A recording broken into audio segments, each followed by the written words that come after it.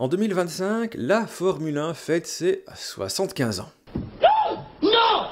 Dites-moi pas que c'est pas vrai! Et si, et c'est l'occasion de plonger dans les archives des 24 manches du calendrier pour vous raconter quelques-uns des moments les plus marquants de l'histoire de la discipline. Victoire improbable, drame, duel légendaire, la Formule 1 regorge d'histoires passionnantes et ce sont justement ces histoires qu'on va vous raconter tout au long de cette saison 2025. Alors installez-vous confortablement, attachez vos ceintures, on embarque pour un voyage à travers le temps. Roads? We don't need roads where we're going, but we do need a racetrack.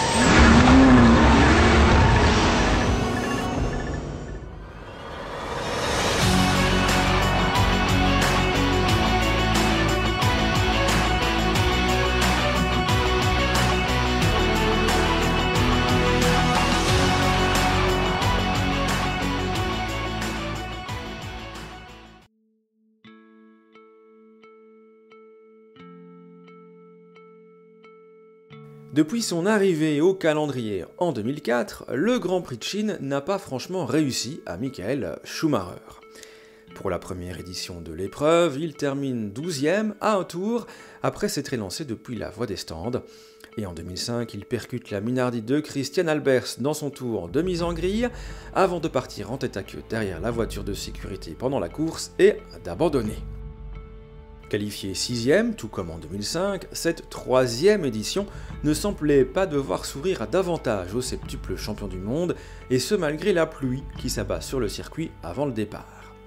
En effet, si ce genre de conditions convient plutôt bien à l'Allemand, après tout n'est-ce pas sous le déluge qu'il a signé sa toute première victoire en rouge, cette fois ses gommes Bridgestone sont en deçà de la concurrence. Les qualifications s'étant déjà déroulées sur piste humide, ce n'est alors pas surprenant de voir les 5 premières places de la grille occupées par des monoplaces en gomme Michelin. Schumacher 6e étant alors le premier chaussé des gommes japonaises, quelques places derrière son rival au championnat, le poleman Fernando Alonso.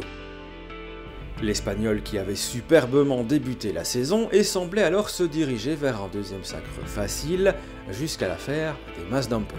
Alors les Mass Dampers, pour vous la faire courte, en fait c'est une sorte de 3e amortisseur, mais on reviendra plus en détail sur cet incroyable imbroglio dans un prochain épisode. Ce système donc sera finalement interdit durant l'été, ce qui permettra à Ferrari de revenir dans le match, si bien qu'au moment de prendre le départ du Grand Prix de Chine, 16e manche du championnat, l'avantage du pilote Renault n'est plus que de 2 petits points face à son adversaire allemand. La pluie a cessé lorsque les feux s'éteignent et les concurrents s'élancent prudemment. Schumacher conserve sa position tandis que Raikkonen s'empare rapidement de la 2e place, se plaçant alors entre les deux R26 du team d'Enstone avant de devoir abandonner au 17e passage, problème d'accélérateur. Alors que la piste commence à s'assécher, de nombreux pilotes passent par la pit lane pour monter des gommes intermédiaires, et c'est Jenson Button sur BAR Honda qui est le premier à plonger dans la voie des stands. Au 20e tour, les pilotes BMW Sauber font de même, mais eux pour faire le pari des pneus slick.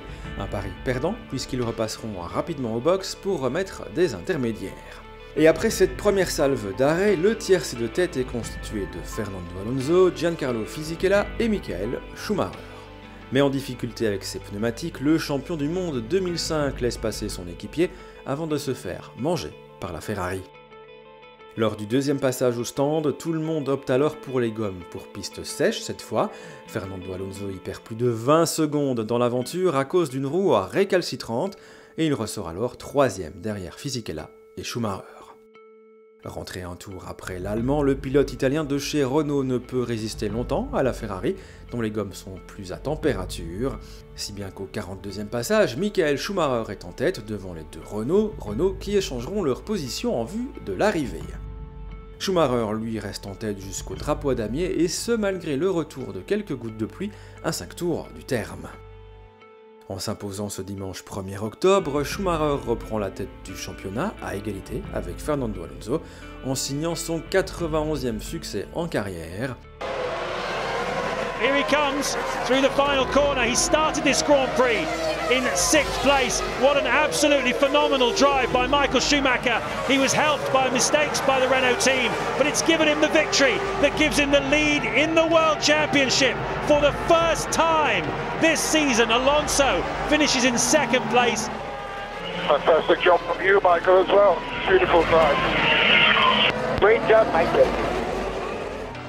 La fin de saison, elle tournera cependant à l'avantage de l'Espagnol, qui remportera alors son 2e titre de champion du monde avec 13 points d'avance sur le Baron Rouge, qui prendra lui sa retraite au soir du Grand Prix du Brésil, avant un retour chez Mercedes quelques années plus tard, mais avec moins de succès. Voilà qui clôture cet épisode, merci d'avoir été à l'écoute, n'hésitez pas à vous abonner, à liker, à commenter, à partager, à en parler à vos amis, bref, vous connaissez la musique. Nous, eh bien, on se donne rendez-vous la prochaine fois pour de nouvelles aventures.